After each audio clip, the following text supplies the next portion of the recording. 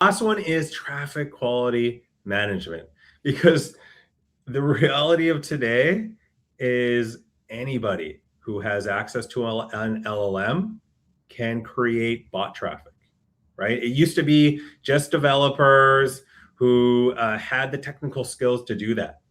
Now it's anybody who has access to the internet. They can create bot traffic. And there's already a lot of organic bot traffic that swims through the internet, replicating human behavior. Right? There's good bots and there's bad bots. The good bots are, the bots from, say, LLMs or search engines, and then there's the bad bots who replicate human behavior. And in the sphere of ad monetized publishers, some of them are built to view ads and click on ads, right? And people have different reasons to create these bad bots. Some of them, they use it on their own sites to inflate their say, Google AdSense revenues.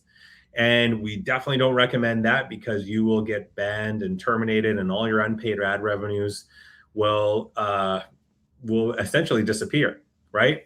Google is the best of the world at detecting invalid traffic, otherwise known as bot traffic or non-genuine traffic that isn't clicking on ads in a genuine way, right? So, but then there are risks where there are competitors where they can create bot traffic. They can send it to their competing content sites, right? If they don't like that, one of their competitors is ranking higher than them on search engines or getting more visibility on one of the LLMs, they can create bot traffic. They could send it to their competitors, get them banned by Google or some of the other ad networks. And this can happen overnight. You lose all your unpaid ad revenues. You don't have access to Google again.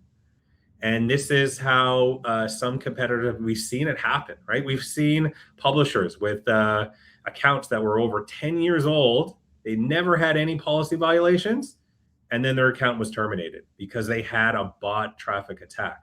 And we've seen these bot traffic levels, the proportion of bot traffic versus human traffic on the internet, it's unfortunately growing because it's so easy. It's cheaper. It's easier to create bot traffic than ever. So it used to be the case where you can get away with not having a traffic quality management strategy, but that is not a reality today. And it's becoming even more risky to not run an invalid traffic solution.